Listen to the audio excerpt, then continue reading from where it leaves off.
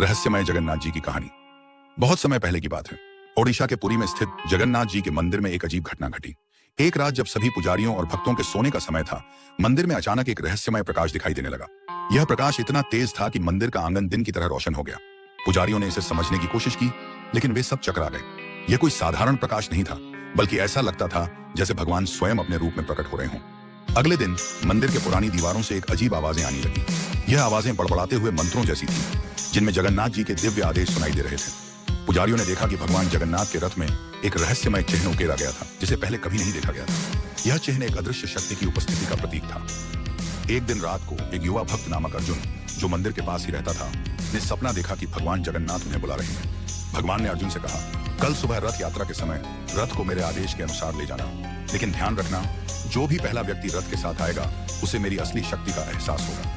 अर्जुन ने अगले दिन रथ यात्रा के समय भगवान के आदेशों का पालन किया। जैसे ही रथ से एक आदमी चढ़ा, अजीब घटनाएं घटने लगी। वह व्यक्ति भगवान के सामने खड़ा हुआ और अचानक उसकी आंखों से आंसू बहने लगे। वह व्यक्ति पूरी तरह से भगवान के दर्शन से अभिभूत हो गया। उसने बताया कि रथ पर चढ़ते ही उसे एक अदृश्य ताकत का एहसास हुआ और उसने भगवान से अपनी गहरी प्रार्थना की। तभी उसका जीवन बदल गया और उसने दिव्य ज्ञान प्राप्त किया।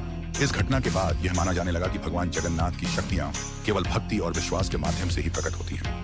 जो व्यक्ति सच्चे दिल से रथ यात्रा में शामिल होता है, उसे न केवल शारीरिक बल्कि मानसिक और आध्यात्मिक स्तर पर भी परिवर्तन का अनुभव होता है। आज भी यह रहस्य बरकरार है कि भगवान जगन्नाथ के दर्शन और उनकी यात्रा में एक गहरी दिव्य शक्ति समाई हुई है, जो केवल विशिष्ट लोगों को ही दिखाई देती है। इस रहस्यमय कथा को लोग हर साल रथ यात्रा के दौरान याद करते हैं और सच्ची भक्ति में लीन रहते हैं।